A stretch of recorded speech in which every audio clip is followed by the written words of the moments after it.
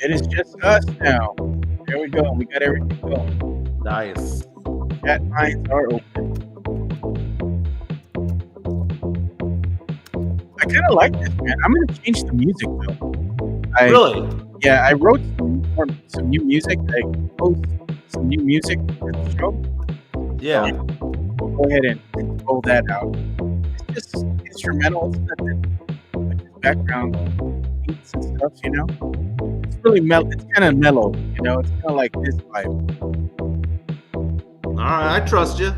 Yeah, it's just background music. It's no lyrics or anything. It's just music. This is good elevator music, dude. Yeah. Okay, I like when it kicks in right there. Yeah, that's all we needed. Update. What's up, man? Good morning.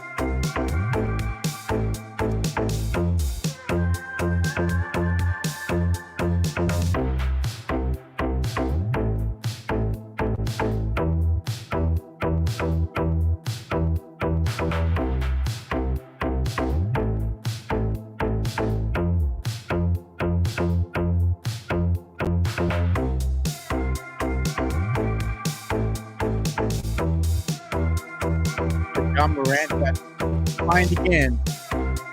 Well, what do you do this time? Just people gun celebration. They don't like me. Big thing.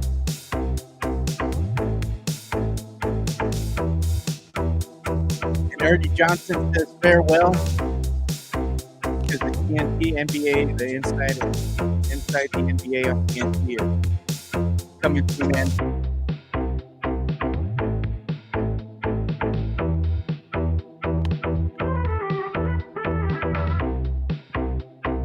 I'm gonna get a drink. 1 second.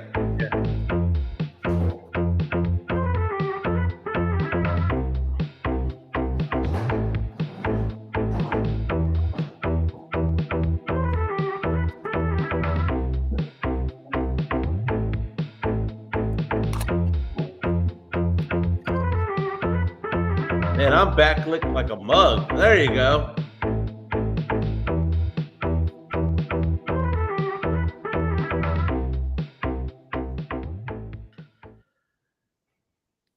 All right, we're here. Yeah, what's up, San Antonio? What's going on, South Texas? This is Area 210 podcast. It is Friday, Joe, and we don't give a damn here on the Alamo City Sportscast, Area 210. Having a fun time over here talking sports, pop culture, and nostalgia. Joe, I have an interesting question. I just posed this question on Twitter a few minutes ago because I'm thinking about it, man. I don't know if you saw this, but on TMZ Sports, they show Luka Doncic didn't travel with the team back to LA after that dramatic game that they had against the Mavericks, his old team, the other day. The Lakers got on the plane, they took off. Do you know where Luka Doncic went? Where'd he go? He went directly to Dick's Sporting Goods to sign autographs. Not Dude, bad. twisting it in the knife of that Nico guy, the GM for the Dallas Mavericks. And I was watching a couple of things about it and talking about how Luka Doncic was so emotional when they played that tribute video to the point that his lip quivered. That the idea that the GM for the Mavericks can keep doing his job is not going to happen. Fans aren't going to forgive him. So that being said, I was thinking about it. I've never been much of a Luka Doncic fan. But after this is all transpired, and you see that Luka Doncic actually has a heart and actually loved playing for the Dallas Mavericks, and he takes this more seriously than the Mavericks front office thought he did. Is it okay to cheer for Luka Doncic as a Spurs fan this upcoming season? Because it's a double-edged sword. In one respect, you can cheer for Luka, but that also means simultaneously you're cheering for LeBron James to pick up ring number 5 and tie Tim Duncan. Is it okay to have a Sancha team in the NBA when your team is the Spurs? Absolutely not, Mike. What the hell are we talking about here? You're going to jump on the Luka train now? You're going to be a Lakers fan? Hell No, you can be a fan of a particular player, can't you? I'll give you an example. There have been players throughout the NBA throughout my lifetime that I've been a fan of. that I've been big fans of, Kevin Johnson of the Phoenix Suns. Back in the 90s, I was a KJ fan, man. I was a Spurs fan. I cheer for the Spurs as my team. But as a player, my favorite one to mimic when I was out on the basketball court at Joe Ward, when I was at Garza Park and whatnot, I was trying to be Kevin Johnson. That was my guy. That's who I emulated, right? Later on, I was a big fan of Joe Dumars, right? I enjoyed watching Joe Dumars. And when the Spurs were not in the playoffs, I would cheer for the Bad Boy Pistons, right? Going on later in life, there are certain players that I liked. I liked Reggie Miller. I was a Reggie Miller guy. I was a Vince Carter guy, right? Going on and on. I've been a Spurs fan, but I've always picked up this one player that I liked that wasn't on my team. And I can say that I cheered for the other team. Yes. Spurnandez is calling you out, and all these people that want to go ahead and have Sancha teams. Be a real man and get an actual Sancha. Jesse A being a complete dick on our chat line powered by MCS General Contracting, saying Mike is trying to soft launch the idea of him rooting for the Rockets because they're in the playoffs. Rockets, the number 2 seed in the Western Conference, not cheering for the Rockets. Screw them, on. You're gonna cheer for Luka, and he's a Lakers fan. That's enemy territory. Well, I hate the Lakers, man, but I kind of like Luka. I like Luka. I don't like the Lakers. I like Luka. On the back of it, wear it over there at the Frost Center, along with your Rockets here.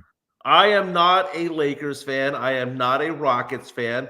But after seeing what transpired between the Mavericks and the Lakers, I would like to see good things happen to Luka Doncic. I really would.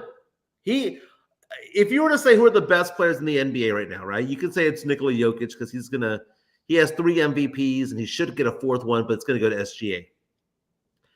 But I mean, Doncic is up there, right? Wouldn't you consider Doncic a top 5, top 7 player in the NBA? He's made the All-NBA first team 5 years running. You know, this is a guy that led Dallas to the finals. And it's just one of those things where I see what happened, what transpired. We've never seen before a player, not even in their prime yet. You can't even say that Luka Doncic is his prime. He was entering his prime.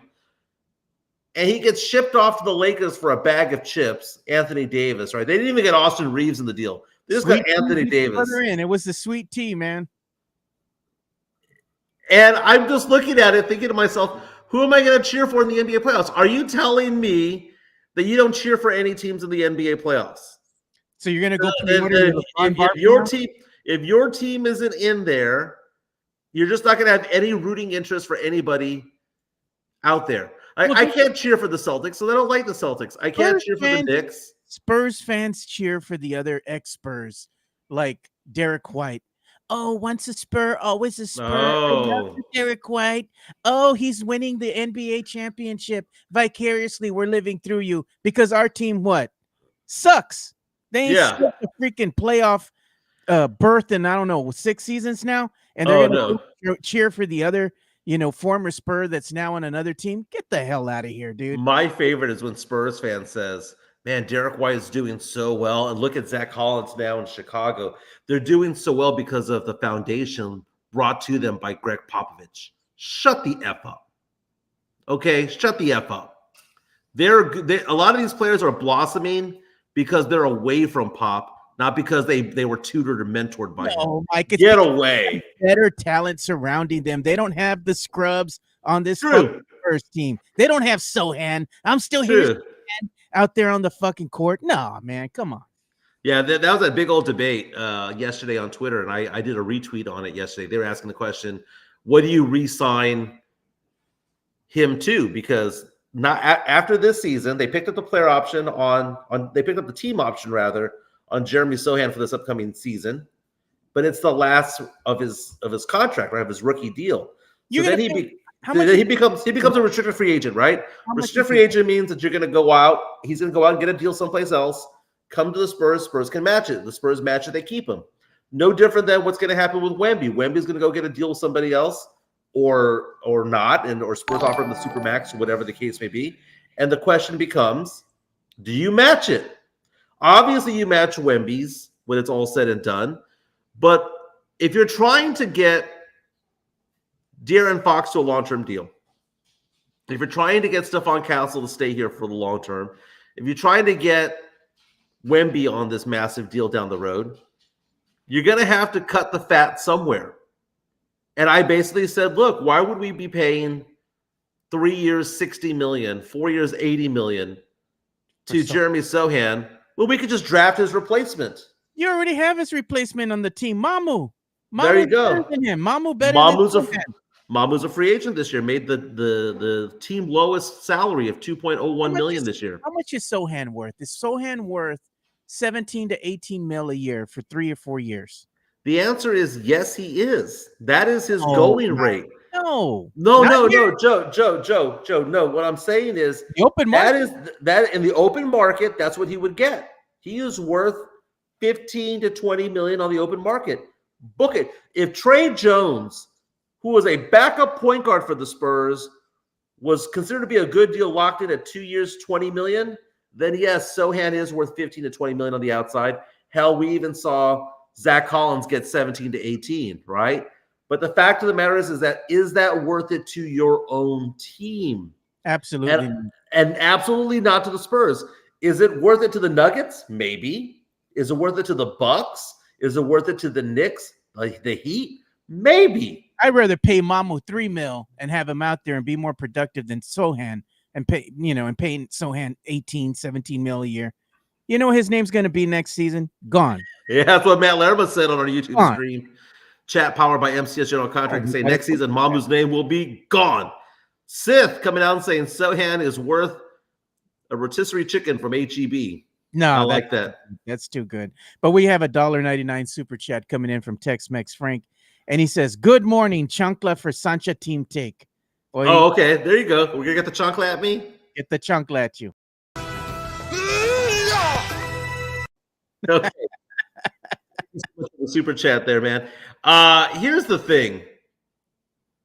I'm a sports fan, and as a sports fan, you got to cheer for somebody. So who are we going to galvanize our support for? Who are we going to unite behind? Are we going to unite behind the Houston Rockets? No, because F the Rockets, dude. I hate the Rockets.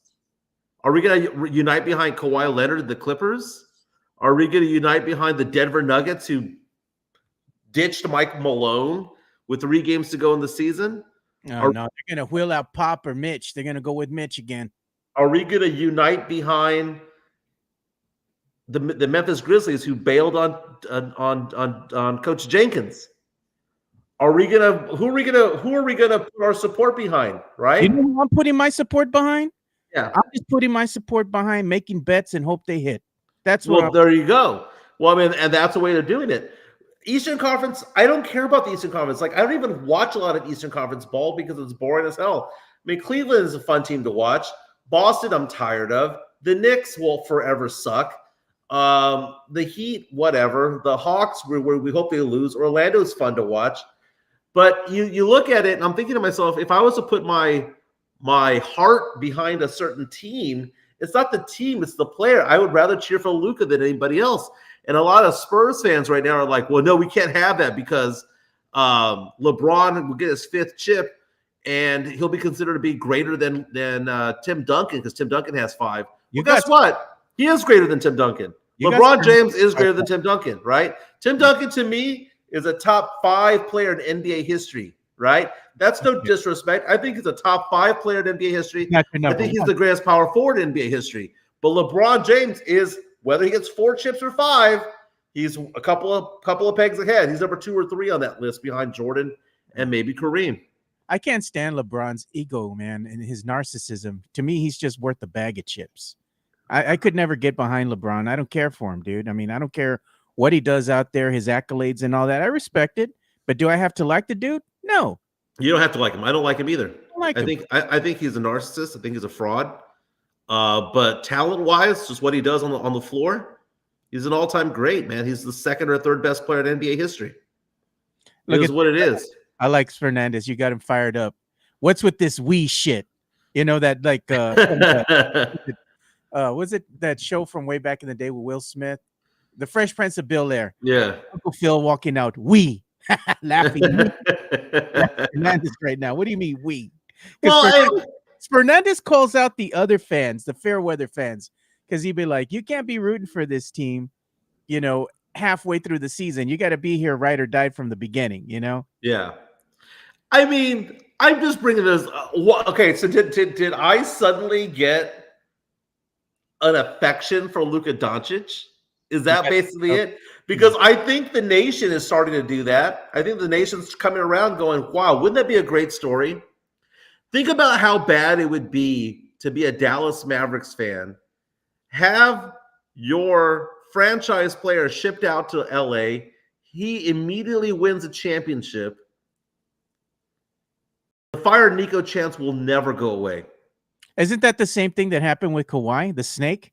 They went ahead and he forced his way out of San Antonio, traded him over with the Toronto Raptors, and what happened? He brought that city a chip.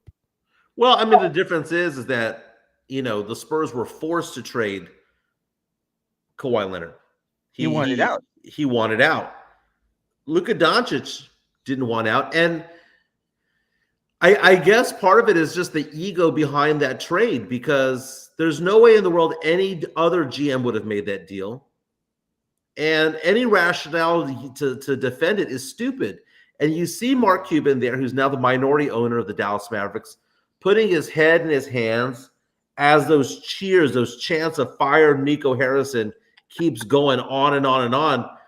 Then you see the tribute video. They shouldn't have done a tribute video, Joe, because that shines a spotlight on Luka. Luka starts crying, his tears coming out of his eyes, his lips quivering like he's an actress in a movie. Come on. And then all of a sudden, everyone's like, oh my God, he loved being a Maverick, and you guys sent him away. The great debate about all this, Joe, is guess who's a free agent at the end of the season? Who? Luka Doncic is a free agent at the end of the season. You know what? He's staying put over there with the freaking Lakers, too. He ain't going to go nowhere. Yeah. Yeah, Mark Cuban regrets everything. That's why that son of a bitch shouldn't have sold the damn team. He sold his soul to Nico. He did. That trade never would have happened if Mark Cuban was there. And Mark Cuban gets a pass from Dallas Mavericks fans when they shouldn't, because, if you look at it, yeah, Nico made that decision, but Mark Cuban was the one who set that in motion by giving him the power to do so by no longer being the majority owner of the team. Look at Tavares says Spurs are down so bad. Spurs Twitter sharing videos of Kawhi. Did you see the new hashtag that Fernandez started for you? I kind of want to get behind that.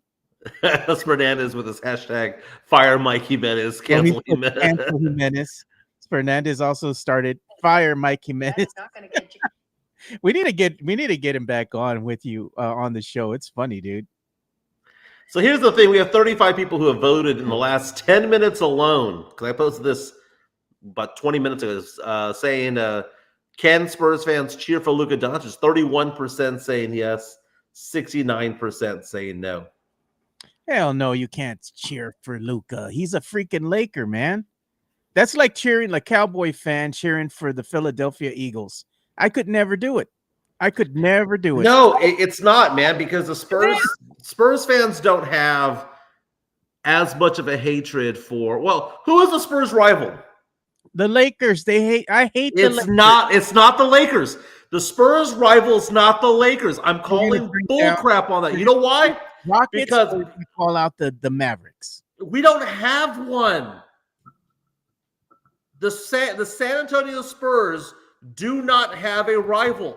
They had the Lakers from back in the day. They could never get over the hump with the Lakers. Okay, the Lakers were always in their way, and they finally got over the hump in 1999. Nobody expected that to happen. Let's define what a rival is. Oh my! Cancel Jimenez. Where's a rival? Is a team that you battle back and forth with, right? Was the Lakers. Okay, you battle back and forth with, and at some point, early 2000s with Kobe's Lakers, you may have had a bit of a rivalry. That I understand. From 2003 to about 2009, there was a rivalry between those two, between the Spurs and the Lakers, right? 2000, 2009, right? But that's all gone away. There's no rivalry anymore with any team in the NBA. You might have had little pockets there. We were rivals with the Jazz in the 90s. We were rivals with the Lakers in the early 2000s. That's basically it. In order for it to be a rivalry, the other side needs to consider it a rivalry. And if you ask Laker fans, who's your biggest rival, they will always and forever say it's the Celtics. They will forever say the Celtics. And if you ask them who their second rival is, they would go down a list of teams before they get to San Antonio. So who is our rival as Spurs fans? Right now, we don't have one. I guess you could say maybe it's the Rockets, right? No, Rockets fans made it personal when they started bad-mouthing our city, talking crap about the Riverwalk and all that. I'm like, you know what? I've been to the city of Houston, and you know what? Houston has some redeeming qualities, but for the most part, it ain't no San Antonio. Yeah, Mexican Junior brings up a really good point. And actually, High Man does when he brings up the Suns, the Steve Nash Suns. Now that was a rivalry, right?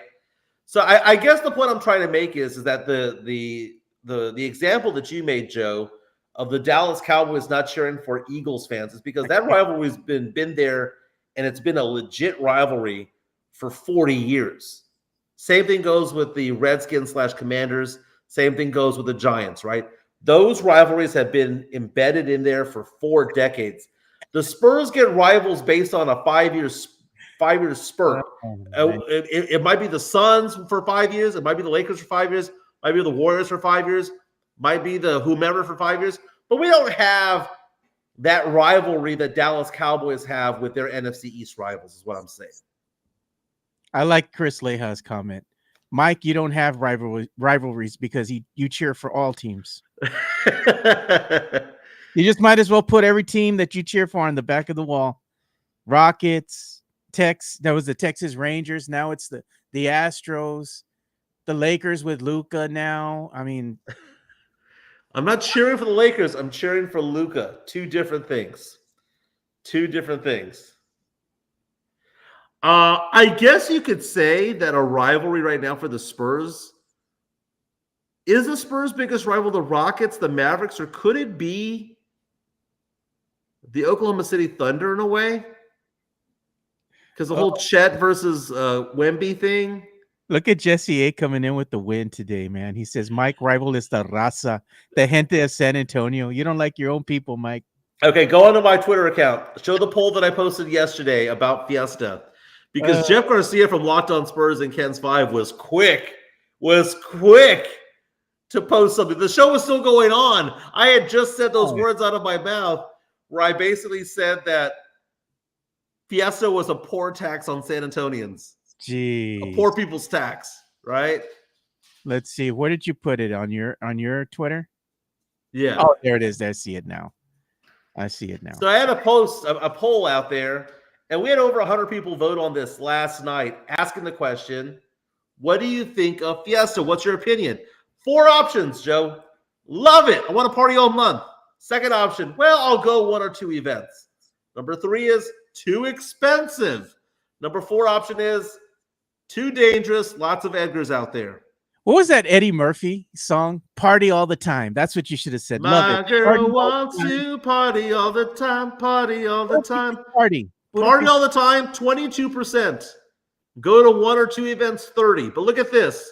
The biggest response, 34%. How many votes, Joe? 109 votes. 34% saying too many Edgars out there, dangerous. You had 14% saying too expensive. So, Joe, everyone crapping on me saying, Michael, you're anti-San Antonio. You're not the pulse of San Antonio. You don't know what's going on. Everybody loves Fiesta. Dude, right there, that poll shows that half the people on there that voted don't want to go to Fiesta because it's either too expensive, too dangerous, or too many Edgars. But what are you afraid of? You're not afraid of the Edgars because you're 1-0 in Fiesta fights. I'm not afraid of it. It's a waste of money. It's a poor people's tax. It's a stupid people's tax. Somebody was on there saying that because I spent $175 on an Astros jersey, that I could afford to go to Fiesta, which I didn't say I couldn't afford to go to Fiesta, but why am I going to go spend $20 on a beer? It's $30 on a turkey leg. You don't want to see It's a stupid tradition. It's a stupid tradition, man. It is Tejano Stupid. explosion. Come on, it doesn't get your Tejano foot tapping. explosion. I went to the Tejano It explosion doesn't last get your year. foot. It doesn't get your foot tapping. I know I you. went. got some I went to ground the in you, Honda man. explosion last year. Guess what happened 4 hours after I left? What? Shooting. And your foot didn't start tapping on its own. No, it did not. Oh my, come Why? on. So it'll tap to dum dum bump Yes, it bump gets you going. It don't matter. bump. Same fucking beat the entire night. The same beat as the last song. As the You last know song. As the last song. As the last song. As the last song. What about Chica? Does Chica hate Tejano music? Chica dances to everything. See, she'll dance. She'll get down to the Tejano music. Like Chris Rock says, if the beat's all right, she'll dance all night. So no, I'm just looking at it, Joe. Fiesta is it's a colossal waste of money, man. Colossal waste of money. Let's go spend $200-$400 to buy crappy food and warm beer. Get the hell out of here, man. You could go spend that money elsewhere. So I would rather spend $175 on a jersey that I'm going to wear several times or tickets to a game than to go and stand up to walk 1 mile per hour in a sea of people, all hot and sticky, with a bunch of Edgars hanging around, than anything else. And I don't want to hear anything about Taste of the Northside. Taste of the Northside's not Fiesta. It's a bunch of pompous people getting together to eat. That sounds like it'd be expensive right food. up your alley, dude. Taste of the North Side. Come on. Nah, dude, that does nothing for me. That you're the Do you people- know who put together a pretty good event though? Oh, It's a small event, Central Catholic. They have a little event that goes on there. campus. I've been there before. That's really good. St. Peter's used to do the same thing over there on the south side of town. They had Yeah. a Fiesta thing going on. I used to make fun of Heights Night, at Incarnate Word. Not bad. Not bad. It's not exciting, but it's all What's right. the one at Palo Alto? Pack Fest. Pack Fest. Yeah.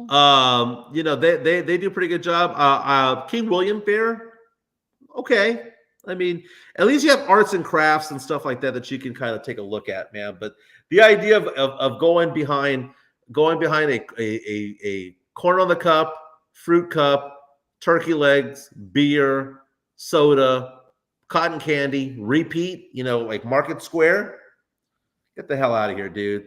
Spend $50 for a bad lunch. I don't think so. And then you have to pay for parking.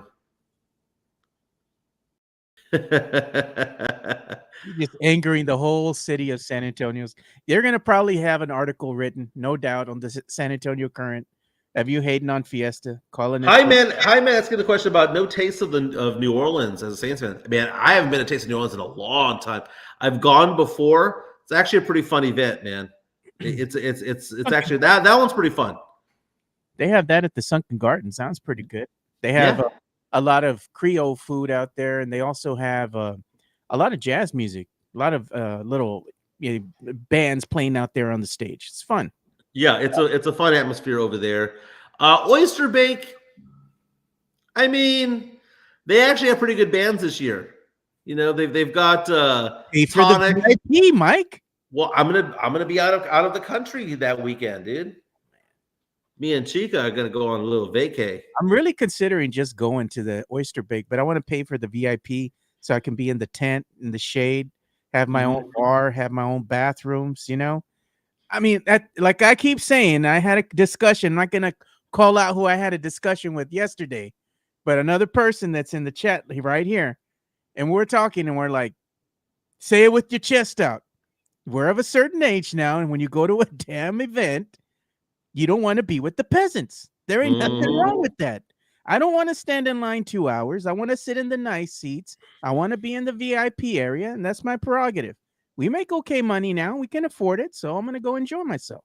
Yeah, I mean, I've always gone cheap on certain tickets when it comes to certain things, right? I never really justified it in my head, but as things have gotten better for me financially over the years, I'm in the same boat.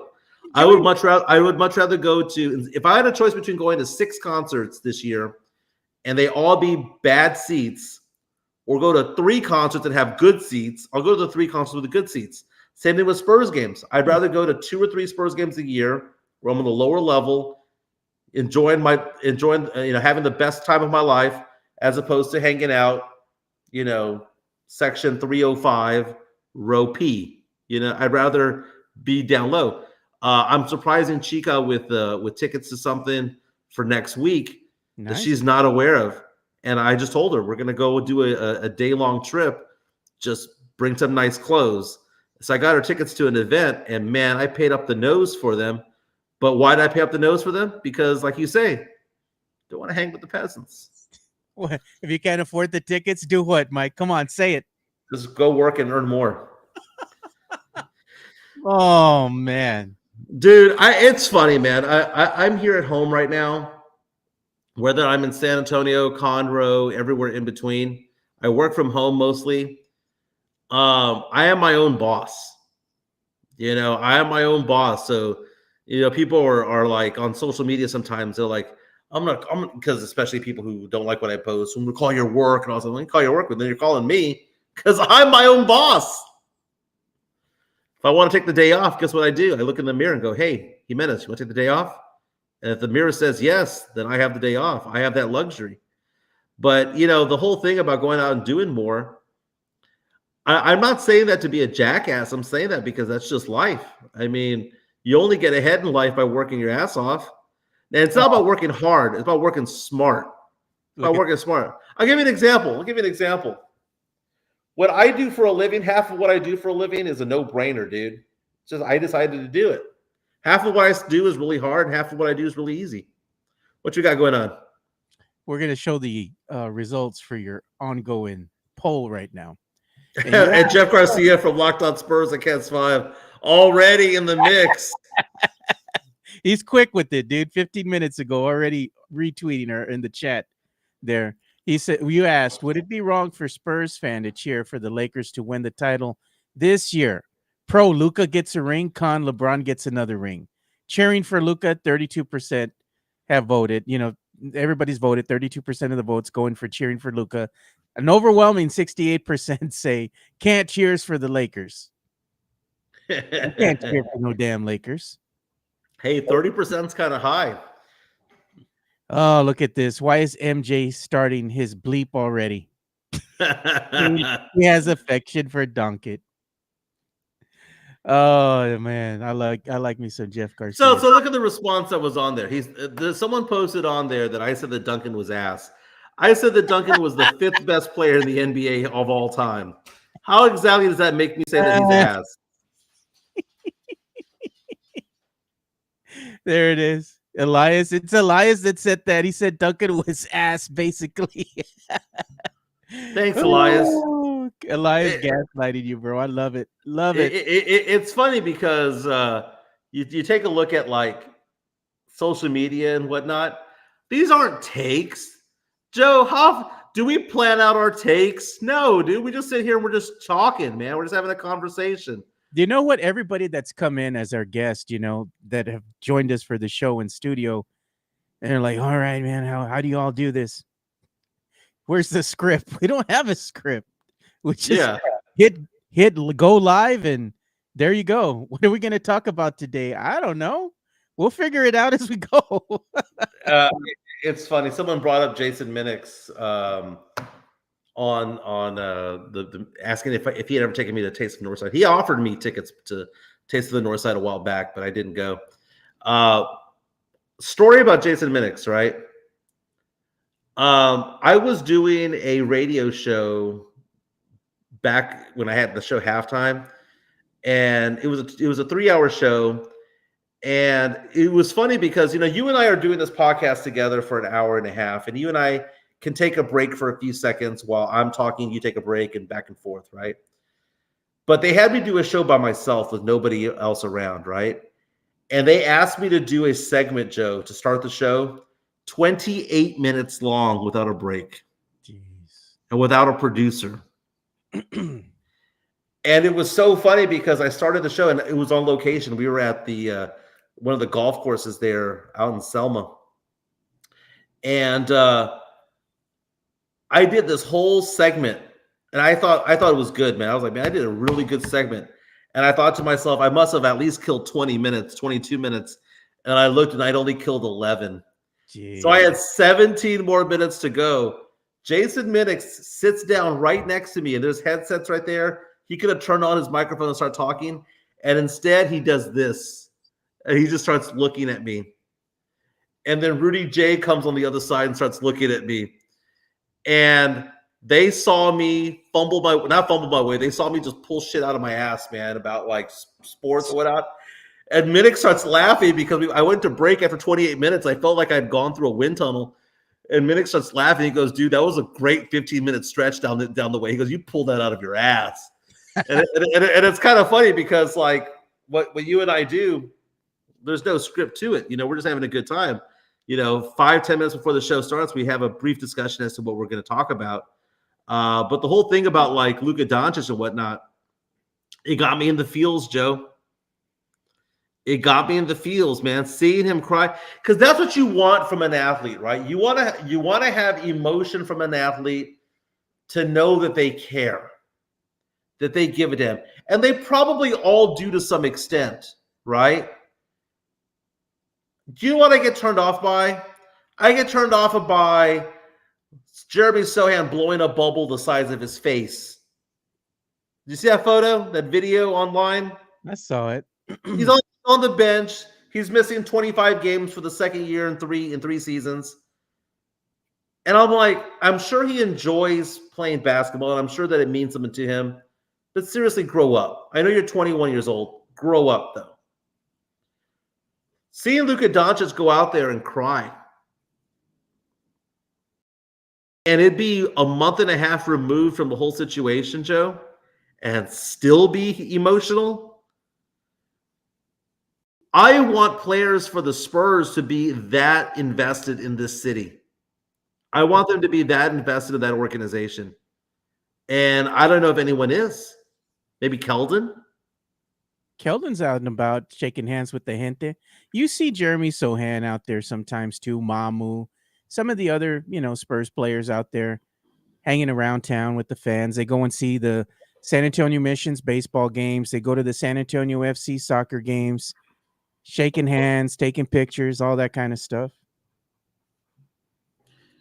Keldon is part of the community, dude. And he is part of the community. We've seen people come back. We've seen Derek White come back. We've seen Lonnie Walker come back to San Antonio and keep going with the promises that they made when they were Spurs.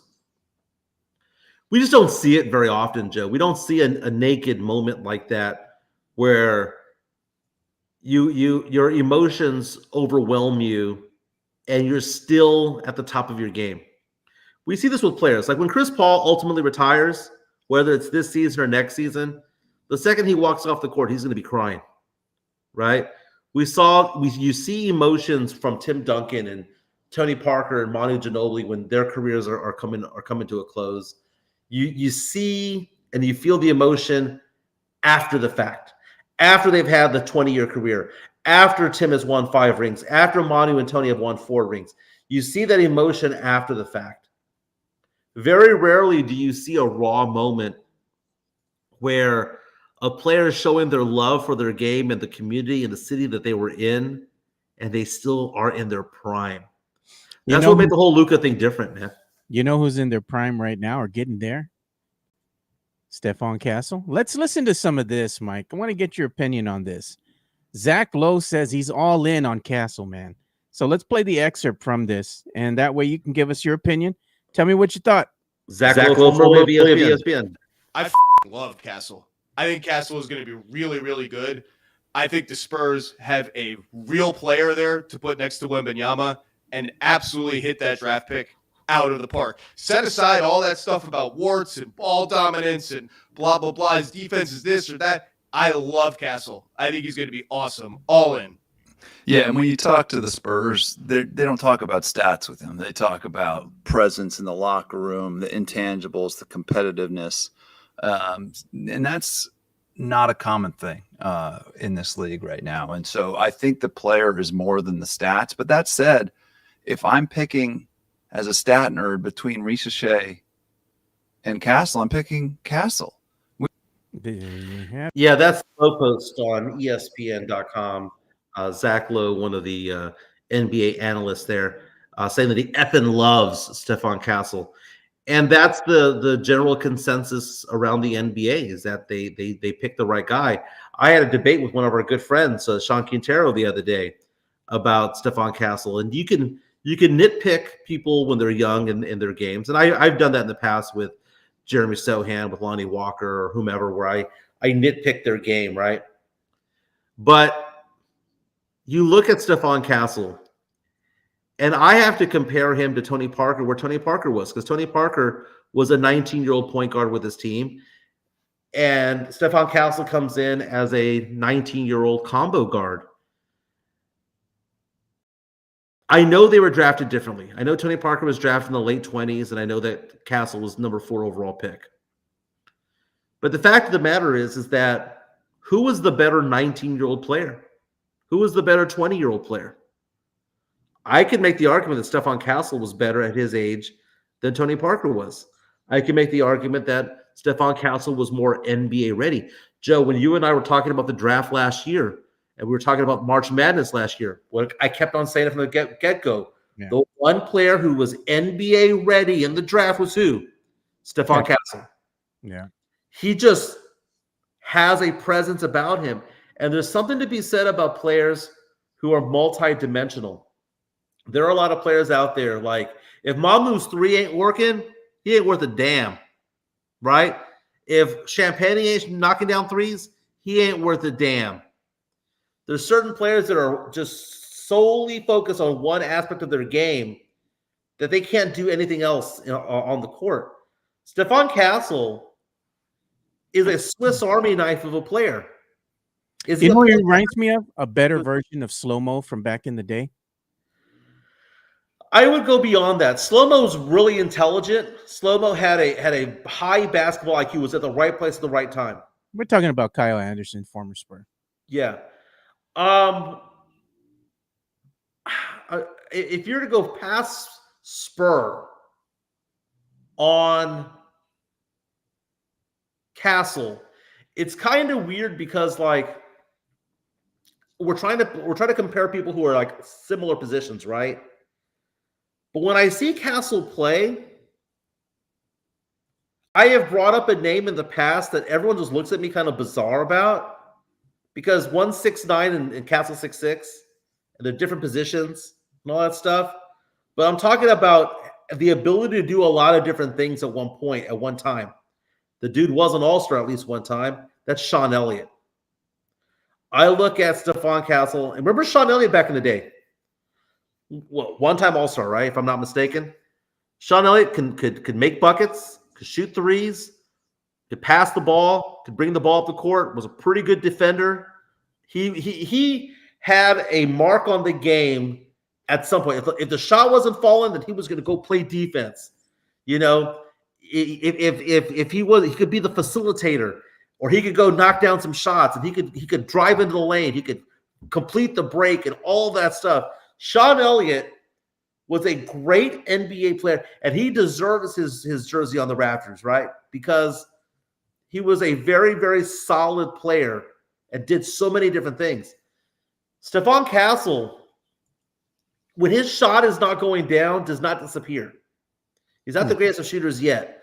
But if his shot's not going down, guess what he's doing? Passing the ball, getting assists, getting rebounds. He crashes the boards. He goes out there and plays defense. It's Sam Salinas on our YouTube stream says, it's not so much that he's the same as Sean, he just has the same work ethic. That's it. But just like Sean Elliott, who, by the way, was the number 3 overall draft pick back in 1989, they have talent beyond the work ethic. You see, that's the thing, Joe, is that we can talk about work ethic all day long, right? But Mamu's only as good as Mamu's going to be. Champagne's only as good as he's going to be, right? Sohan's only going to be as good as he's going to be. The fact of the matter is that their potential is not very high. They might have pretty decent floors, but you need high potential to make it happen. You know who else is plateaued, and they don't talk enough about him, but he's one of the Spurs on this team he's one of the highest he's one of the highest paid Spurs on this team, on this roster, and he gets paid to be inconsistent and delivers mediocrity, and that is Devin Vassell. Devin Vassell needs to be held accountable for not being consistent. And you can say a lot of things. Oh, well, he was injured. Well, the injuries for the team this year, he got more minutes. He got more minutes. He got all his touches. And in the absence of one Wemby, in the absence of one Fox, he's still showing you all the same thing. He's inconsistent. He's garnering a whole bunch of money, and he's not being consistent. He's plateaued. This is the best version of himself he's ever going to be. He can go. Yeah. That's like you said, the worst version he'll ever be is what we have now. And he's pretty damn good right now. I mean, Zach Lowe, who watches NBA for a living, going out and saying, I effing love this guy. Same thing with Bill Simmons and the people over the Ringer talking so highly of Stephon Castle. Big Sean PD reaches out to us and says, near future for Castle could be Kawhi Leonard. You know what? That's not a bad take. Yeah, because Kawhi Leonard without the degenerative, debilitating injury that he's always had and he's always going to have there on his hamstring. Well, Kawhi averaged only like 10 points per game or 9 points per game, if I'm not mistaken. Maybe less than that. A ton of games. As a rookie. He gets paid too much money to be a freaking part-time basketball player. Never seen it, man. So Tony Arlotta says, I can't help thinking of John Morant comparing Castle to Ja. I would go off and say, actually, it's SGA. Because they have the same mentorship in the sense that SGA was mentored that one season, his second season in the NBA by Chris Paul. Chris Paul played one season with SGA, then bounced. SGA became an even better player. SGA was the second-team All-NBA rookie his first season. He did not make first team because Luka Doncic was first team that year. But we have to look at Stephon Castle and ask ourselves, what is this guy's ceiling? I pissed off a lot of Spurs fans recently when I said, what if Wemby is the Robin to Stephon Castle's Batman? What if Castle's actually the better player overall or the more consistent player overall? Look, Spurs fans, I'm going to say something that's not popular and you're going to get upset with me and go ahead and get mad all you want. But at the end of the day, Wemby isn't the star of this team. It's going to have to be Fox or it's going to have to be Castle. Wemby is the Robin to somebody else's Batman. He's not that guy. Well, if he's not gonna have the balls to go down low, then you're right. Because if he's a 7'3", 7'4", Kevin Durant, who's afraid of play in the paint? I mean, man up, dude. Get down low. Man up. You're taller than everybody. Man the F up. If we're gonna have a 7'3", 7'4" small forward shooting 33% from three, it ain't gonna work, Joe. The only thing that's gonna work about it is that defensively, he might make a decent defensive team, a good defensive team, and maybe it works that way. I'm not lying though. Look at everybody's getting mad. Hanover Fist. These dudes have the worst takes. No, maybe you have the worst take, Hanover Fist, because you refuse to face the facts. Wemby is not going to be that guy. He's going to have somebody else shine so he can flourish. He doesn't need to be the focal point of your offense. He can be a complementary piece. And there's nothing wrong with that. He's going to be a good player in his own right. He's just not going to be the focal point, or he shouldn't be, of your offense. It should be somebody else like Fox. Again, he shot more 3-point attempts than 2-point attempts this past season, and the MF for 7'4". Get over yourself and get in the lane. Go do something. And you know what? There's got to be a coach out there with the balls to say, Wemby, quit chunking up threes, dude. Mike Malone. Maybe. Story goes that Mike Malone was pissing off players because he was giving preferential treatment to his two All-Stars. Guess what? Guess who else did that? Jimmy Johnson. Jimmy Johnson. Star players get star treatment, man. That was his saying back in the day. With Jimmy Johnson. His name was gone. Yeah, but he got 2 chips before he left, man. Yeah. Yeah. I think that's what the Spurs team is needing. They need somebody to hold their feet to the fire. They need somebody to come in here, clean house, hold them accountable, and make them play harder. The harder you are on a player, you're going to propel them or push them and get the best that you can out of them. You can't coddle them and baby them. This is a man's league, not a baby league. It's the NBA. Let's go back to Kevin Durant. Let's say that he is Kevin Durant, which, don't be wrong, is great. Kevin Durant's a top 25, top 30 player of all time. That's a Hall of Famer, right? So I'm not saying that Wemby is a bad player. I'm not saying that Wemby doesn't deserve to be an all-star. He does deserve to be an all-star. He's going to be a perennial all-star. He's going to be a Hall of Famer. But the comparison to Durant pisses me off because I wanted him to be more Kareem. I wanted him to be more Tim, more one of those guys because he's got the ability to do so. And he's also taller than everybody else, right? But that being said, look at Kevin Durant's career. He's got 2 championships. He's got 2 finals MVPs. Were they his team?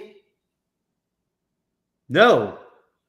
He had to jump ship and join a team that had Steph Curry in his prime, Klay Thompson in his prime, and Draymond Green in his prime. And why? Three other Hall of Famers.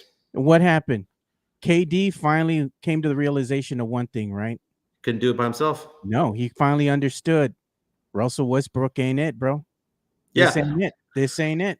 Well, even though KD won those MVPs, it was not his team. It was Steph's team, right? The team went as Steph goes. So that's why I don't get excited when I hear that Wemby is going to be the next Kevin Durant, because all that makes me say is think to myself is, okay, we have our Scottie Pippen. Now we need our Jordan. I thought we had our Jordan and needed a Pippen, but apparently it's the other way around. Yeah. Hopefully the draft can go ahead and maybe get somebody else on this team. They need a true center. That's basically what they need. They need some help down low. They need to be able to surround the talent that they have now with this team with one Castle, and you have Fox, you have Wemby. All right. Go ahead and get a true center. Then go ahead and put some shooters out on the perimeter. Now we're talking. Now you're talking to me like, okay, we have a legitimate team, somebody that can compete on any given night with some of the better teams in the league. Because why? You have an inside presence. You can have somebody you have rim protection there. You can go ahead and bang bodies, get rebounds, be a scrappy team, form some type of identity, go be a harken back to the days of old, where it was like almost like the bad boy Spurs are coming to town because they played very good physical defense. The physicality of the game was a lot different back then, and the Spurs brought it. They brought the natural. They had people out there waiting on the outskirts, right, of the three-point line, shooting a corner 3. Fancy that happening now, right? You go ahead and you have an open guy beyond the 3-point line. You have Sohan waiting out there. You gonna knock it down? Absolutely not. $5 super chat coming on in. That's a great point there, Joe. From Sam Salinas saying, totally making the case to bring Malone in. He's a disciplinarian this team needs from a coach who isn't long in the tooth. Let's talk a little bit more about that, about the NBA right now as the NBA regular season comes to an end. Let's give some love to Jeff Garcia from Locked On Spurs and Kent's 5. And again, today's guest on Locked On Spurs is none other than Joe Garcia. Locked On Spurs is your daily Spurs podcast, hosted by Jeff Garcia, the lead Spurs writer for Ken's 5 San Antonio. Jeff has a healthy plethora of guests all the time on the Locked On Spurs podcast. You can also follow Jeff on Threads at Jeff G Ken's 5 SA. You can also follow Jeff on Twitter at Jeff G Spurs Zone. So make sure you go ahead and give Jeff a follow not only on Threads and Twitter, but also on YouTube at youtube.com/@Locked On Spurs. This is where you're going to be able to find the replay of the Locked On Spurs podcast. Make sure to like, subscribe, and share. Man, Jeff Garcia from Locked On Spurs and Kent's 5, more than 7,000 subscribers. We can go on his page real fast. Yeah. I'm giving him some fodder apparently because again, you're the guest today. I was the guest yesterday. Today the guest is Casey Vieira. Okay, Casey Vieira. Oh, fantastic! Casey's a fantastic guy. Yeah. If you scroll down on his page, scroll down, or you may have to refresh a little bit. He's already got clips from today's show. There it is, right there. What clip did he pull, Joe? It's weird being picture in picture here. What did he clip? He says, another day, another chance for MJ to bag on Sohan for anything. What did I say? What did I say wrong? I can barely hear it. Do you know what I get turned off by? I get turned off by Jeremy Sohan blowing a bubble the size of his face. He says he gets, you know what I get turned off by? Jeremy Sohan blowing a bubble the size of his face. Okay, and it's a 33-second thing, right? That was when I was talking about how I was all impressed by Luka Doncic showing emotion on the court, emotion off the court, all that stuff, and that I just look at Jeremy Sohan blowing a big old bubble going, dude, get your head in the game. Even if you're not playing, get your head in the game. Ugh. With friends like Jeff Garcia, who needs enemies there, Joe? I think low-key Jeff Garcia hates you, Mike.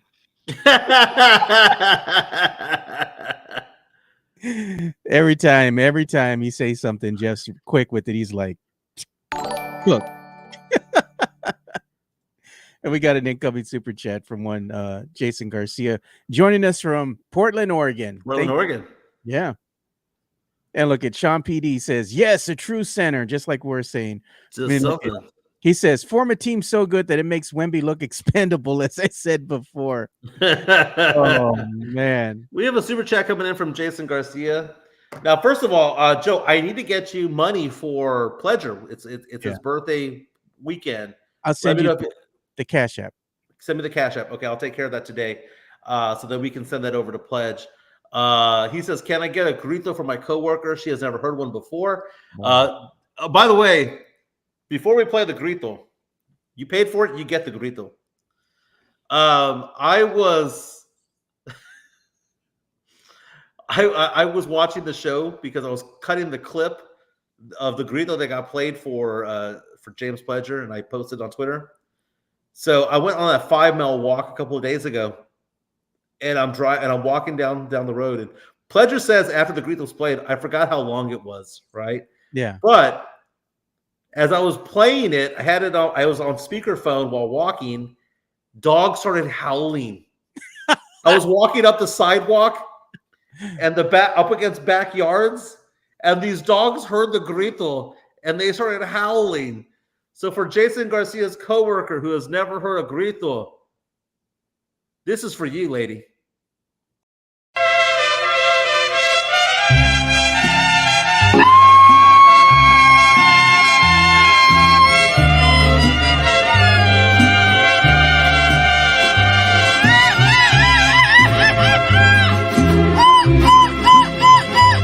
Presumir a mis amigos les conté que en el amor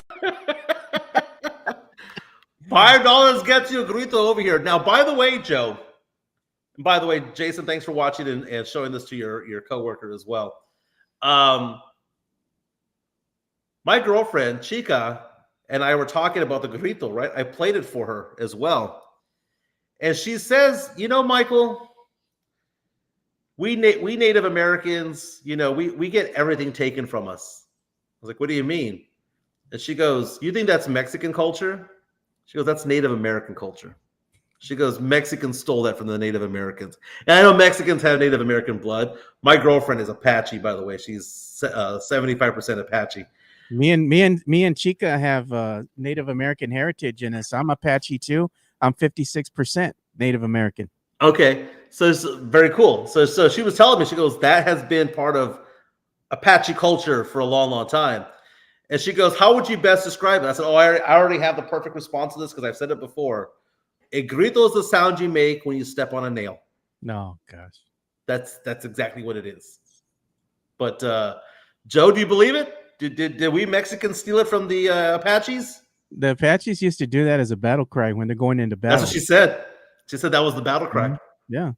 But you know what? The Apaches, they traveled well. You know, they were over there in Arizona. They came all the way down, you know, encroaching in Texas and whatnot, but also making friends all the time because they would go in between Arizona to Mexico, back and forth all the time because they had the cavalry chasing them, and the cavalry didn't want to go ahead and cross over to Mexico.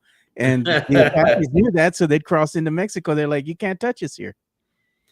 That's interesting. You know, it's funny because when Chica gets mad at me for whatever reason, she says, I'm going to scalp your ass. That makes me laugh. That makes me laugh. Tony said, Apaches lived in Mexico too. Tell her that. Well, Texas was Mexico. So yesterday, that is very true. Yeah. Texas went all the way to Colorado back in the day. Fantastic. God, man. That's funny, dude. I can't believe she tells you that. I'm going to scalp you. You know what's funny? What's funny, Joe, is that she has a French bulldog.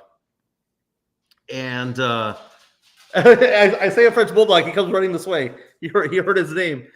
And she has this photo of this painting on the stairwell that looks like a French bulldog in like military gear.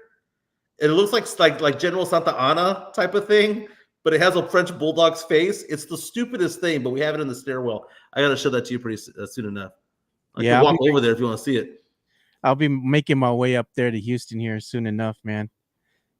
Hey, you know what I was going to show you too? I don't know if you saw this or not, but this is something that I was kind of looking at on the X before we came out on air here. And it's a reunion for the Cleveland Browns and veteran quarterback Joe Flacco. Joe Flacco going back to Cleveland. Flacco was a fan favorite over there after Deshaun Watson got hurt. Yeah, they got him on a 1-year deal, $4 million deal worth up to $13 million with incentives. That is somebody who literally was on the couch when he got called back. There are a lot of quarterbacks out there who try to stay fit and try to stay healthy. He was retired when they gave him a call back. So that's pretty interesting.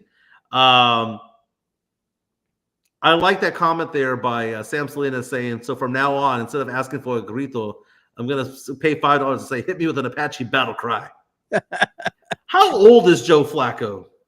He's up there in age, dude. Let me go ahead and check. I'll do a search right now.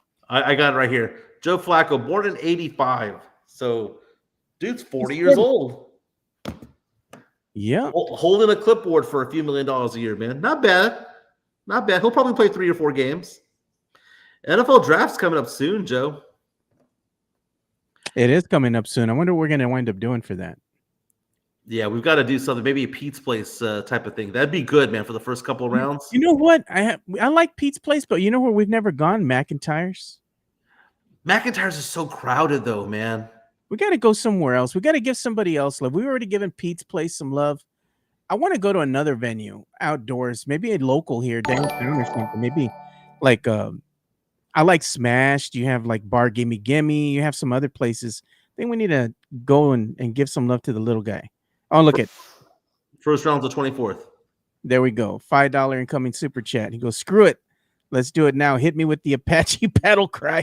In honor of Chica, here it is. Find one, dude. I gotta find one. Hold on. Throw him the chancla too. Let's see if I can find one. Give me a second. That's funny. NFL drafts April 24th through the 26th. Fantastic. So we are 2 weeks away from it all. And all the rumors are swirling about Shadur Sanders, Joe. Where is he going to go? All the mock drafts saying number 2 all the way to 22 is what he can go to. And it's very reminiscent of that whole Aaron Rodgers incident that happened 20 years ago where Aaron Rodgers was just sitting there until number 24 got called. And then he got all pissed off. Dan Marino, that happened to Dan Marino back in the day too, because didn't they say that Dan Marino was on the drugs? That he was on the cocaine? Oh, why do you guys say it like that, Mike? The cocaine? Now all of a sudden you want to be Mexican, bro. Come on. All right. Capping. You're capping now. When we come back after the grito, we'll go over CBS Sports because they unveiled a new mock draft 2 weeks away from the upcoming draft. Yeah, we'll do the grito already, or the Apache battle cry.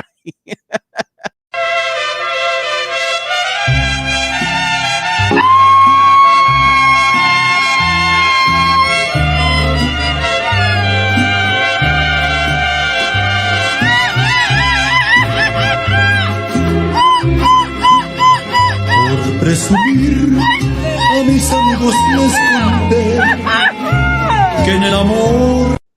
$5 for an Apache battle cry there. Thank you so much, Sam, for the super chat. When it comes to it, again, powered by MCS General Contracting. NFL draft is less than 2 weeks away.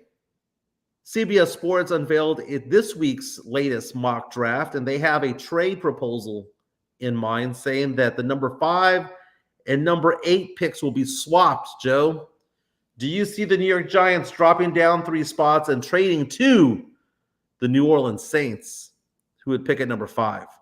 So here's what they got going on. They have number 1, Cam Ward, quarterback, played for UIW, going to Tennessee.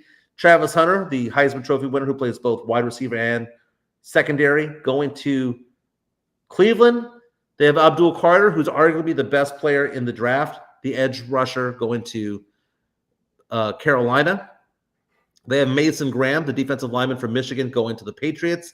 And they have the Saints moving up 3 spots, Joe, to get Shadur Sanders so they can have their moving up 4 spots, rather, to get Shadur Sanders, their future quarterback of the future.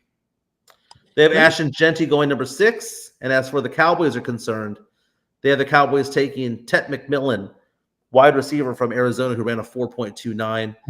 And they have the Houston Texans taking wide receiver Emeka Egbuka from Ohio State. I did find a battle cry here. Let me go ahead and play it. This is from coming straight from YouTube. So let me go ahead and get this one. And you tell me if it sounds similar.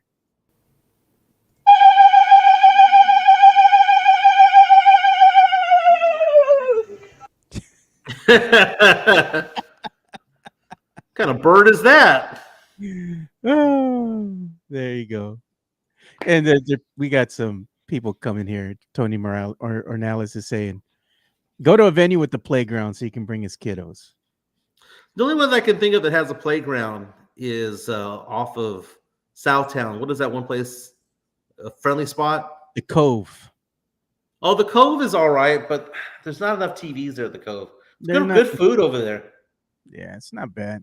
But Smashed, man, I'm telling you, Smashed is not bad, dude. I know you got the friendly spot, but the friendly spot, they ain't so friendly after a certain time, man. They shut everything down. They don't want to make a lot of noise because it's smack in the middle of a neighborhood. Right. I don't know. You know what? Little Woodrow's. You can never go wrong with the Little Woodrow's. The only thing is that their food sucks, bro. But It the does. screens are nice. They have nice screens. And And the thing is, they change it up on you guys. You go in there and you're enjoying like a Lone Star Light, which is hard to come by the way, because they changed their, I guess the where they're going to make the beer. Now it's not going to be made at the other distillery or whatever they had before. Now it's going to be, they got picked up by Anheuser-Busch. So now it's going to be an Anheuser-Busch product. But you get your Lone Star Light and you drink a tall boy 16 ounce like I like to drink.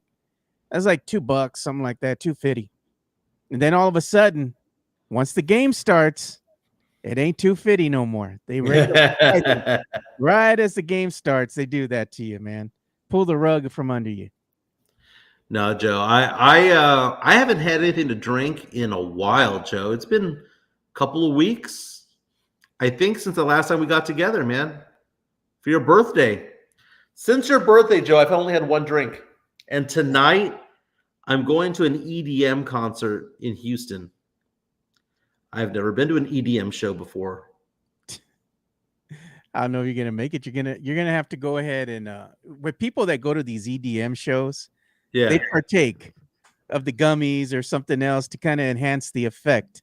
You have all the light and the music and the beats going, 80 beats per minute, something crazy, Oh, so, it's like 200 beats per minute, man. I'm gonna be like Steve Buscemi on that one meme. Hello, fellow children, fellow teens.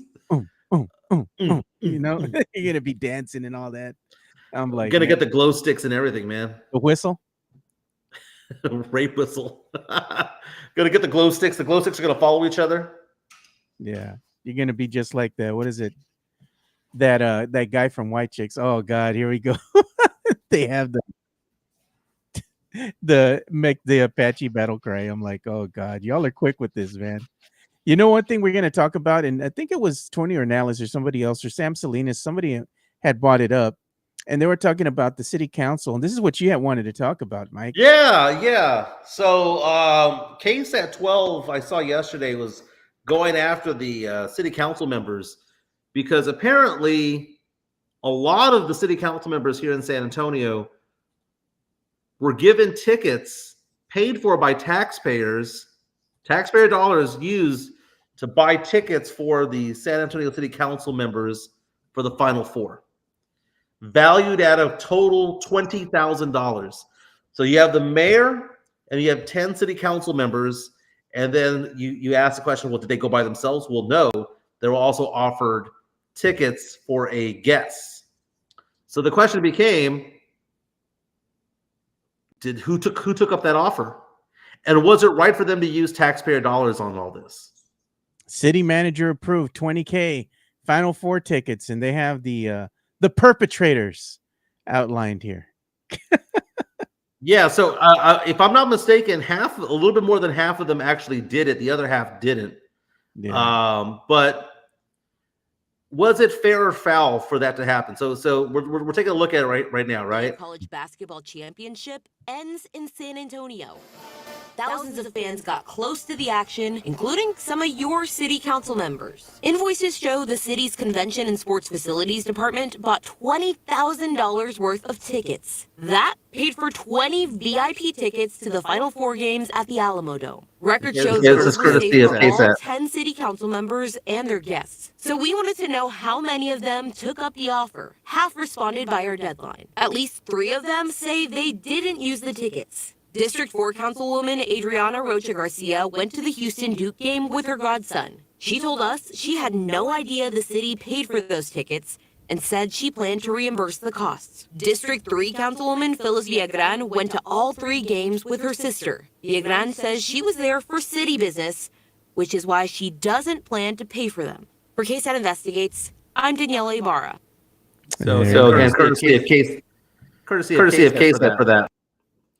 So there are some other district members. I believe District 10 council member said that, yeah, he did take the tickets, but he'll reimburse as well as already reimbursed. Leha coming out and saying, this is why I don't effing trust the city with Project Marvel, but some of you are like, yeah, approve the project, let the city run it. So here's the thing. Do I have a problem with city council being out there for March Madness? I can see the argument in both directions, Joe. Now, the one argument that I'm not going to get, Joe, because I saw this on the whole threads from different tweets out there. That money could have been used for... No, it can't be. Okay? Like someone who says that money could have been used for fill in the blank shows how ignorant they are. Because that's not how budgets work. Okay? So my question for the city of San Antonio is, okay, you got this from taxpayer dollars, but specifically where? Okay, because it's not like we pay city sales tax and it shows up on a debit card and you just swipe. There are budgets for everything. So to come out and say that this money could have been used for someone else is bullshit, because it couldn't be used for anything else, because that's not how government works. Okay? If this was earmarked by the Convention Bureau, by the city conventions and things like that, then I'm fine with it. But if they took it from someplace else, then I'm not fine with it. If it's part of the tourism area, if it's part of that, then it's kind of a city representative. I get it. Why are they reimbursing? It's because they don't want this to be an issue when it comes to re-election. Even though I don't think it's necessarily wrong. They're the city officials. They should be out there. NCAA is not going to give it to them for free. Yeah, but shouldn't they, if they want to go and they want to partake, shouldn't it be them fitting the bill for it, not the taxpayers? No, that's it's their job to represent the city. But what job did they actually have to do? That should be disclosed too. If they're using public money, we the public need to know, what business did you conduct? It needs to be disclosed. I will agree with you on that, Joe. It needs to be disclosed. But guess what? If we're having the world out here and all eyes are on the city of San Antonio, our public officials better be there. Yeah, they have to be there, and they don't get paid dick, Joe. Oh my, come on, Joe. City council doesn't get paid dick. They get paid like $20 a meeting, or that was back in the day. Let's say city good money. They make good money. They make 6 figures plus. They got degrees. They got good jobs. It used to be they didn't make much back in the day, but you're right. They did. They make $45,000 a year at city council. Now, city council is a part-time job, so most of these people are lawyers or they're teachers or they have a medical Doctors practice or whatever the case may be, are right? doctored in their own profession. Some of them They are doctorates. they used to get paid like 2,000 a year. Now they get paid 45. Okay, it's not a lot, right? That being said, it is their job to be representative of the city of San Antonio, whether you like it or not. Whether you like it or not, that's their job.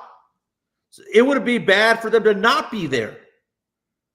So where is this money coming from? It's not like they're doing the Brett Favre type of thing where they're taking it from Medicaid and moving it on over to a volleyball program. If it's part of the tourism tax dollars, Joe, that's just part of the game, Joe, because that's just the way it rolls. Okay, so let's put it like this.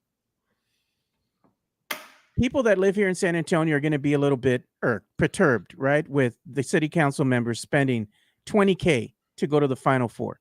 What's going to happen when they go ahead and have more of these offerings? If in fact they do build the Project Marvel, the project comes to fruition, they finish, they have all the nice venues there, the redone Alamo Dome, new Spurs Arena. They're going to have another concert venue down there. They're going to have another, a hotel built nearby and all that, entertainment district. So with that comes a higher price tag, right? You have nicer facilities, expect to spend more money. So if they have another Final Four coming, in 2030 something, right? City gets approved. Oh yeah, you got approved. You won. You're going to get another Final Four. $20,000 was yesterday's price. What's going to be the asking price moving towards the future? And should the taxpayers be fitting the bill for city council members to go? Yes. No. Yes. The money came, according to KSAT, it came from the city's sports facilities department. So it came from a sports-related area within the tax code or within the tax dollars of being spent. This wasn't taken from roads. This wasn't taken from schools. This wasn't taken from kids. This was part of stuff that happens from hotel motel tax type stuff, is what it sounds like. It's taken from money that's allocated to benefit sports. We had the biggest sports deal that we've ever had in San Antonio, which is the Final Four. You need to have your representatives out there. You need to have your mayor out there. So I know these council people are covering their ass, but they should look back at their constituents and go, I'm supposed to be out there, and it ain't free. Okay, so my question is, how did Mayor Ron pay for his tickets? Was that paid for by taxpayer dollars? Who cares? I'm just asking. Who cares? And if it's the taxpayer dollars, who cares? It didn't rob it from anybody else. It came from the San Antonio Sports Department, the city's sports and business bureau, or whatever they call that. Matt Gomez says it came from the effing general fund. That's not what you're just saying that? Again, KSAT's investigation says the city's convention and sports facilities department. Not a general fund. Look at Leha says they got money. They can sit in the nosebleeds, and if they don't want to, they can make more money. They're supposed to be representing the city of San Antonio. That's what they're elected for. Okay, I'm sorry, but you know what? That's a perks of the job. That's a perks of the job. They're not gonna go sit up there in the nosebleeds. They're there as dignitaries for the city of San Antonio to rub elbows and shake hands. That's their fucking job. That's why they're there. Okay, and people are all butthurt about $20,000. Butthurt about $20,000 the city spent. Are you kidding me? You kidding me? $20,000. That's what we're complaining about. $20,000. Wow.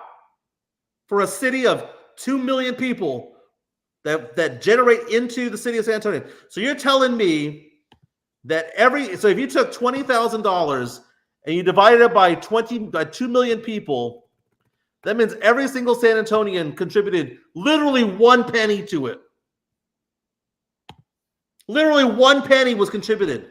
And chances are you didn't contribute that. Chances are that was contributed by people who stay at hotels and motels. You're upsetting Mr. Gomez here. He says, no, he goes, the effing finance department, every department can touch the general fund. It's something it's the fun. He says it's just like a general fund, like petty cash. They can dip their hands into it. Well, I'm just quoting what KSAT says. KSAT did their investigation as to where the money came from. John says they could shake hands at HEB. Yeah, well, They can be out there with the HEB buddy, man, shaking hands, taking pictures. again, they're representative of the city of San Antonio. It would be malpractice for them to not be there. So how do do they deserve to go to the Spurs games then? On the taxpayer dollar? There are 50 Spurs games a year when you include regular season, preseason, and potentially post game, maybe postseason. That happens. No, there's nothing special about a Spurs game. There is something special about the city of San Antonio hosting things like the Alamo Bowl. There is something special about the city of San Antonio hosting things like, the Final Four. Those are special events where you have people from business leaders from all over the country come in over. You have a lot of important people coming over who have money, who build things, who hire people coming on over. And I'm sorry if Gente can't fork over $1,000 from taxpayer dollars to go, but you know what? That's not your job. It's their job. It's their job to represent the city of San Antonio. I'm with Matt Gomez in this one. He says they can make money on the outside. They could have brought their own damn tickets if they really wanted to go, and they could. It was not a ticket in the stands. This is VIP with other VIPs. They have to rub elbows with other people who make money. They brought their own tickets, Mike. They have real jobs beyond what they're just doing over there. That is not their job to be spending their own money. You want teachers to spend their own money? They do. They Teachers do. spend their own money. And they shouldn't. Is that right? It's not. It's not right. Exactly. It's not right. It's not right. But because they have to.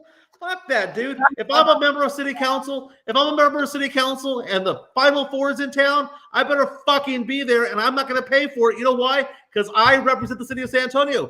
That's the attitude they have to take. You're one of the 10 people who represent the city. You better be there. It's part of your job. And you know what? If it's part of your job, it's a business expense, Joe. I make money, Joe. I have to go as a management of a large Fortune 200 financial firm. I have to go on trips, right? I have to go to all these meetings. Do I pay for it? No. You know why? Because it's my job to go. It is their job to represent the city of San Antonio. They have to be there. They need to rub elbows. Now, I'd be pissed off. I don't know what they were doing. Maybe they were out there getting slammed. Exactly. Maybe they were doing Fernandez stuff and collecting 14 cups of beer. I don't know. But the fact of the matter is, it's their job to represent the city, Joe. What if they were out there on the city dime and they're just out there networking for their own benefit to go ahead and line something up for themselves? You never know what's going on, Joe. Exactly. We don't know. So, Joe, here's the thing, Joe. Because you don't know, you're gonna have them wear GoPros wherever the fuck they go. No. They can pay for their own fucking ticket because we don't know what they're doing. Who cares, Joe? It's their job. My money. It's their job, Joe. It's their job to be there. It's their job to vote and pass bills or whatever they have here for going on. And to bring business over here. And to shake hands and kiss babies, Joe. It's their fucking job, Joe. I'm sorry. I don't see what the controversy is. I don't see it. Oh, because I'd be more pissed, Joe, if they weren't there. No. I'd be more pissed if they weren't there. You know what? If they couldn't afford to go there, make more money. It's their job, Joe. You know what? If my company calls me on over to go to Philadelphia like they do, or they call me over to North Carolina like they do, and they say pay for your way over there, I'm like, fuck you. It's my job. You want me over there? It's my job. You want me over at the Final Four? It's my job. I don't see what the controversy is at all. And all these crocodile tears of, think about how many people that could have fed. And that's not what that effing budget was for. You're telling me that you want to have the city of San Antonio host the Final Four, and you're too fucking cheap to send your own representatives there? Get the fuck out of here, man. What kind of backwards logic is that? That's a non-businessman thinking mentality. It's $20,000, Joe. If they had spent $200,000, well, then we might have an issue. When I heard that it was $20,000, Joe, do you know what I told my girlfriend? I said, Chica, I can't realize they got such a great deal. They didn't have to pay the Ticketmaster fees apparently. Because that was a good deal. $20 grand for 11 sets of tickets. 20 grand? Wait, That's wait, not bad. wait, say the magic word because you're gonna. I know this is gonna come up. You're gonna say 20 grand wouldn't have been a lot for a lot of other cities, but it's a lot here for San Antonio. Why? What's that? Why is 20 grand a lot here for San Antonio? You know, as far as The that city kind of of money. San Antonio is not poor. The people are.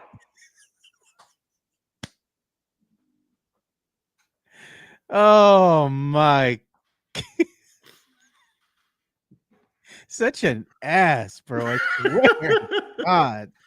Yeah, we're all complaining because we all pitched in 1 penny to send a representative. Chances are we didn't even pitch in that penny. Pitched in an eighth of a cent. Dude, the bleeding hearts of like, oh, that money could have been used for potholes. Shut the fuck up. Just drive over the pothole. Drive around it. That money could have been used to feed people. Shut the fuck up. That's not what that money is there for, dude. They make it sound like you can just change budgets. You know, why do you see DPS, or not DPS, TxDOT do a lot of construction in November and December? Because if they don't spend their money, they don't get it again for the next year. TxDOT's not looking over at teachers going, you know what we're going to do?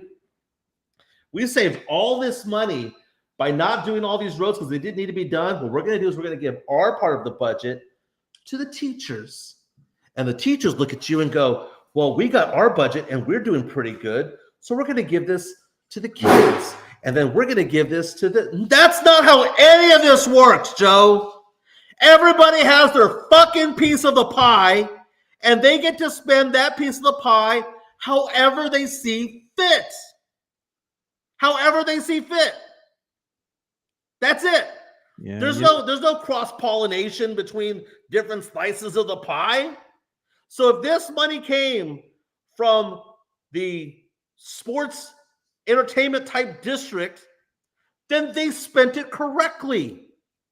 Again, according to case at 12, and I'm going to call it out, the money came from the city's convention and sports facilities department.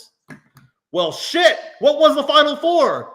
It was a sporting event at a facility, a sports facility. Holy shit. No kidding. Are you telling me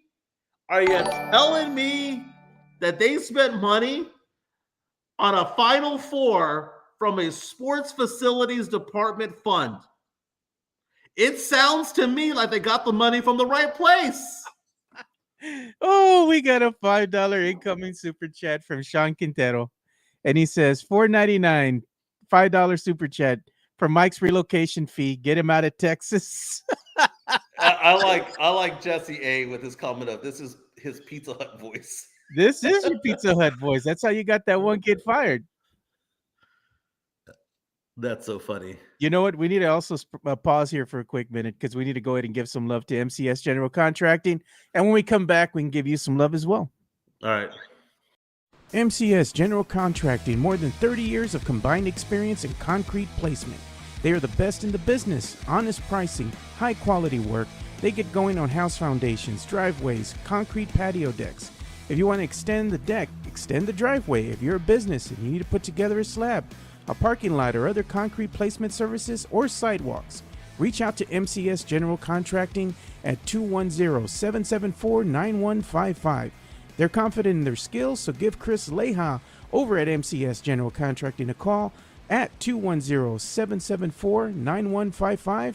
And thank you for being a sponsor of this show. That diamond hard concrete, baby. Chris Leha and fellows, 774-9155. Residential, business, government, they'll do it for you. 210-774-9155. Diamond hard concrete. They did it at my house. Did a fantastic job. Every time it rains, I remember Leha says, we slanted it ever so slightly so that the water doesn't go into your slab. It goes away from your slab to protect that foundation. I'll never forget it, man. Does a fantastic job. 210-774-9155. And let's give you some love. 210-508-0369. 210-508-0369. Again, so today I was doing some research and some studying for my new providers because I do finance, I do investments and insurances. I do retirement planning life insurance, disability, but I'm adding auto insurance. And Joe, I have a list of auto insurance providers that I'm adding to my repertoire this week. Progressive, Nationwide, Allstate, Geico. Those are going to be the 4 big ones. Safeco Liberty Mutual is also a big one in there. Those are going to be my main providers when it comes to auto insurance. If you already have them and you're like, hey, man, I already have them. I don't mind my rate, but I wouldn't mind Michael being my guy. I can become your agent with your existing policy. Again, 210-508-0369, or I can shop it out, right? Shop it out. There was a comment here that I thought was a kind whole of fun. bunch. Matt Gomez at the end of it saying the NCAA is not important. Go tell that to the millions of people, the millions of dollars that were made downtown. Joe, how important was the Final Four to the city of San Antonio? Because by all accounts, city of San Antonio knocked it out of the effing park. Just the hotels did, the conventions did, the restaurants did, the facilities did, the workers did, the Alamo Dome. Everybody from those who were cleaning up the place to those who were stocking the shelves, who were serving the drinks, to the bartenders, to the wait staff, to the cleaning crews, and all that stuff. City of San Antonio for the Final Four type of event, balls out. Does a fantastic job. But why aren't they going to want to have another Final Four event here? Because the Alamo Dome is a bit dated. It's a bit dated. It's very dated. That just shows you how good of a job San Antonio does at this particular event, is that they overlooked it this time. They were like, I know that facility is 30 years old, 32 years old, but we're going to overlook it this time. And the women's Final Four is going to be coming pretty soon. So Project Marvel is going to take hold and all that stuff. And hopefully that gets approved and the city of San Antonio goes to another level when it comes to things. Because Final Four is built for, especially the time of the year, built for the city of San Antonio. And, I think that people think that my comments today make me a dick. It doesn't make me a dick. It makes me pragmatic and a realist. It makes me a realist, Joe. You're going to run for office, Mike? You can kiss the babies and shake hands? No, because my problem with my politics is that my liberal friends think I'm a conservative and my conservative friends think I'm a liberal. The answer is somewhere in the middle. I'm conservative about some things and I'm liberal about others, right? And the fact of the matter is that that's why I like being a basketball official. They say being a good basketball official is what? When both sides hate you?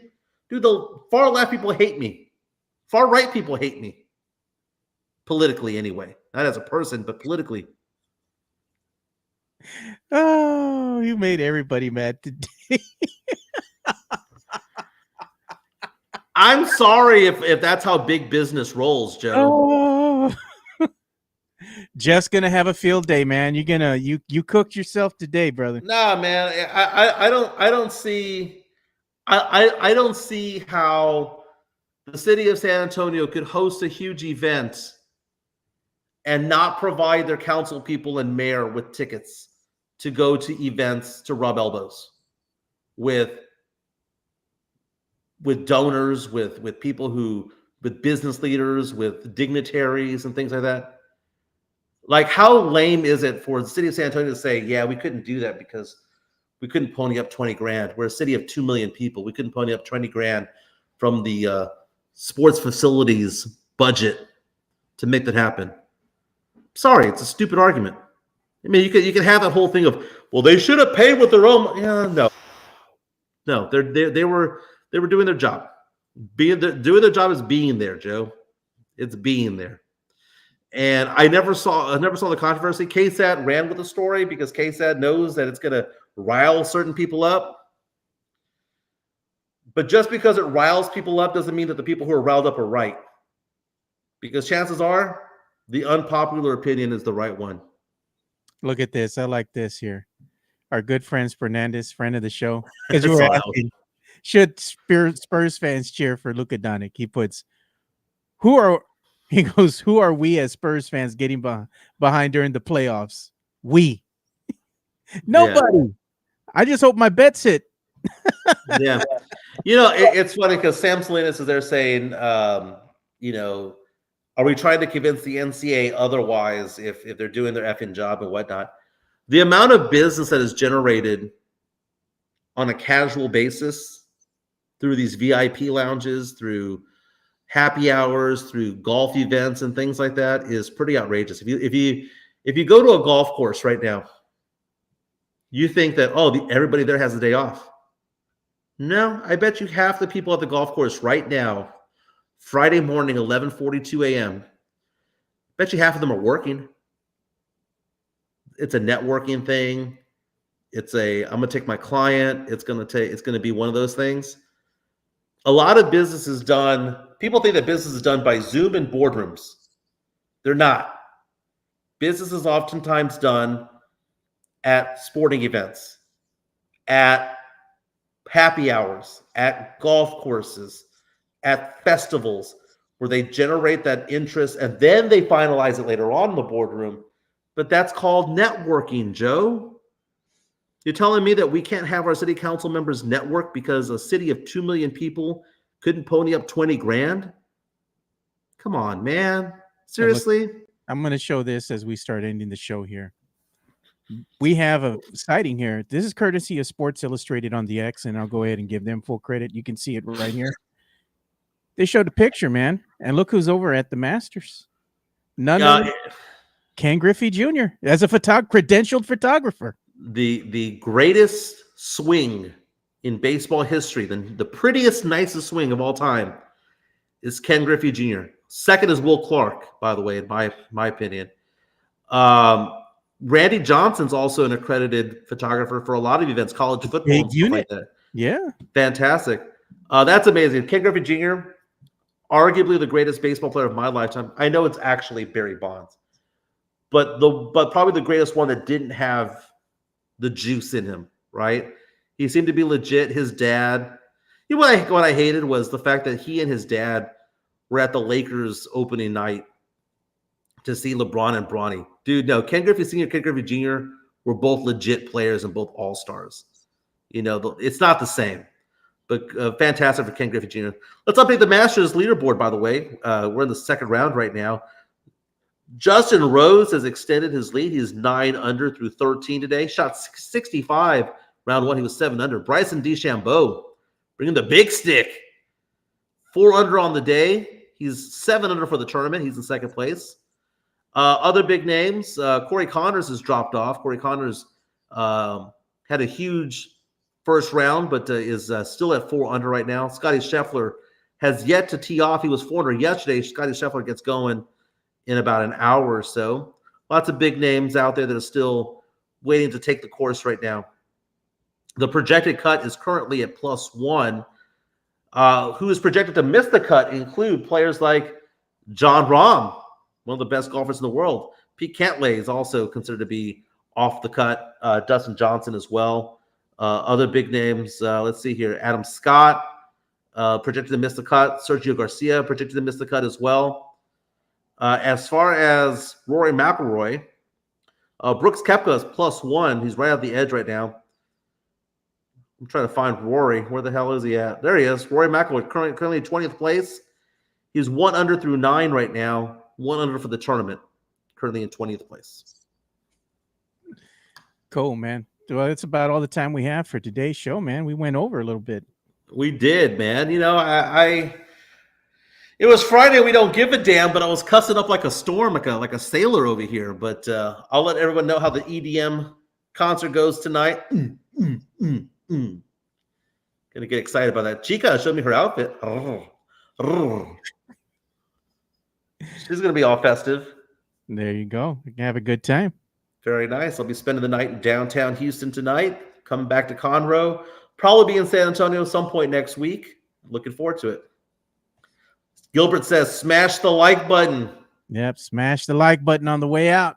Yeah, hit it. Hit it even though you don't like my take on city council going on city business, costing the city money. Who cares? Jeff, have fun with you today, man. Who cares? Who cares?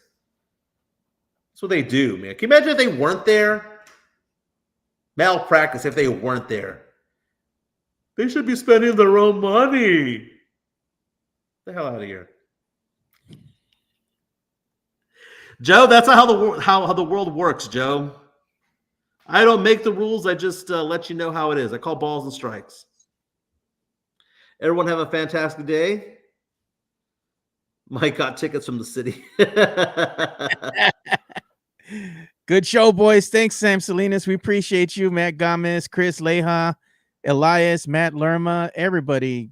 Big Sean PD. I mean, appreciate everybody that's in here. Sean Quintero, Jesse A. We went an hour 40 today, dude. I lost my mind. And go Spurs, go. Go Luka Doncic, go. We'll be back on Monday. See you boys on Monday. Have a good weekend. See ya.